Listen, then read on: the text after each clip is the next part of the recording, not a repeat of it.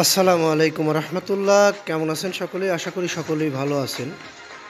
এখনকার নিউজটি শুনলে হয়তো আপনার মনটা একটু খারাপ হতে পারে, কারণ এখনকার নিউজে দেশ ও প্রবাসে থাকা সকল ব্যাংকের সকল গ্রাহকদের জন্য একটি জরুরি সতর্কবার্তা জারি করা হয়েছে, যেটা যদি না জানা থাকে বা এই ভুলটি যদি আপনি করে ফেলেন, তাহলে আপনার ব্যাংকে জমানো আমানতের টাকা এই ব্যক্তির মতো হারাতে পারেন। ওটিপি দিয়ে 10 লাখ টাকা খেয়েছেন ব্যাংক গ্রাহক, অর্থাৎ শুধুমাত্র ওটিপি কোডটা দেওয়ার কারণে ব্যাংকের অ্যাকাউন্ট থেকে 9,75,000 টাকা নিয়ে গেছে দুর্বৃত্তরা। এই বিষয়টি আমরা জানতে পেরেছি বিধায় আপনাদের মাঝে তুলে ধরছি, কারণ আমাদের এই চ্যানেলে ব্যাংক গ্রাহকরা রয়েছেন যারা অনেক সময় অনেক ভুল করে থাকেন।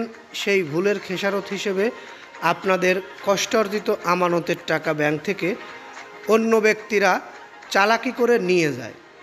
এই বিষয়টি যদি আপনার জানা থাকে এবং এই বিষয়টি মেনে চলেন, তাহলে আপনার অ্যাকাউন্ট থেকে কোনো দুর্বৃত্ত, কোনো দুষ্কৃতিকারী একটা পয়সাও নিতে পারবে না।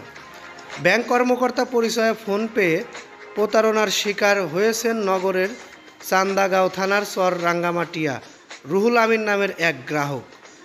প্রতারক চক্র ওটিপি কোড সংগ্রহ করে ইবিবিএল স্কাই ব্যাংকিং অ্যাপের চালু করেন। অ্যাপটি তার অ্যাকাউন্ট থেকে 10.25 লাখ টাকা হাতিয়ে নেন। এই ঘটনা কথিত ব্যাংক কর্মকর্তা তানজিমুল ইসলাম খানের নাম উল্লেখ করে অজ্ঞাত 2 থেকে 3 জনের বিরুদ্ধে মামলার আবেদন করা হয়েছে আদালতে। চট্টগ্রাম সাইবার ট্রাইব্যুনালের বিচারক বেগম জিনাত সুলতানার আদালতে মামলাটি করেন ভুক্তভোগী রুহুল আমিন।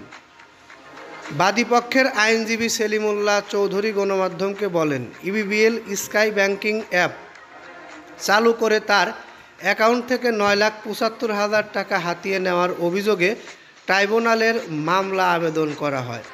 ট্রাইব্যুনাল বাদীর জবানবন্দি রেকর্ড করে চট্টগ্রাম মেট্রোপলিটন পুলিশের সিএমপি কাউন্টার টেরোরিজম ইউনিটে মামলাটি তদন্তের জন্য নির্দেশ দিয়েছেন।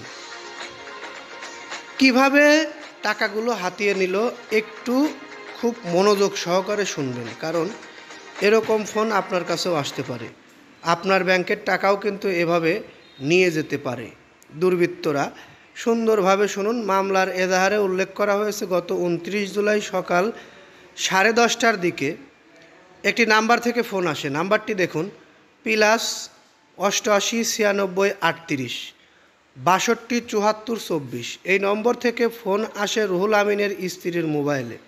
অপর প্রান্তে থাকা ব্যক্তি নিজেকে ইস্টার্ন ব্যাংকের গুলশান কর্পোরেট শাখার কর্মকর্তা তানজিমুল ইসলাম খান পরিচয় দেন। ব্যাংকে অ্যাকাউন্ট রয়েছে কিনা জানতে চাইলে তিনি ফোনটি স্বামী রুহুল আমিনকে ধরিয়ে দেন। তখন প্রতারক জানান তার ব্যাংক অ্যাকাউন্ট স্থগিত হয়ে গেছে, এটি সচল করতে কিছু তথ্য দিতে হবে। পরে প্রতারক রুহুল আমিনকে হোয়াটসঅ্যাপে 01613 312811 ও 01812 132830 যুক্ত করেন। এই নাম্বার দুটি যুক্ত করেন। নানা কৌশলে ব্যক্তিগত তথ্য নিয়ে ভুক্তভোগীর ফোনে আসা ওটিপি ব্যবহার করে ইবিবিএল স্কাই ব্যাংকিং অ্যাপ চালু করেন। অ্যাপ চালুর পর প্রতারক প্রথমে বিকাশ নম্বরটি উল্লেখ করা হয়েছে 01830 342505 নম্বরে 50,000 টাকা পাঠান। পরে কার্ড থেকে বিকাশে অ্যাড মানি করে আরও 50,000 টাকা নেন। এরপর national payment issue Bangladesh NPSB মাধ্যমে ধাপে ধাপে 8,75,000 টাকা অন্যত্র স্থানান্তর করেন। অ্যাকাউন্ট থেকে টাকা উত্তোলনের বার্তা পেয়ে রুহুল আমিন দ্রুত ব্যাংকে যোগাযোগ করেন, অ্যাকাউন্ট স্থগিত করান।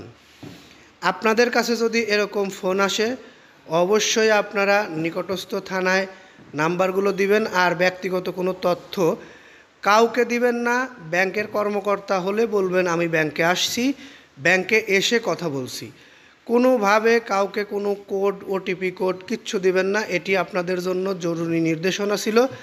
আপনাদের যদি এই নিউজটি একটুও ভালো লেগে থাকে অবশ্যই নিউজটিতে একটি কমেন্ট করবেন। বিশেষ করে এই নিউজটি বেশি বেশি শেয়ার করে দিবেন। সবারই এই নিউজটি জানা দরকার, সতর্ক হওয়া দরকার।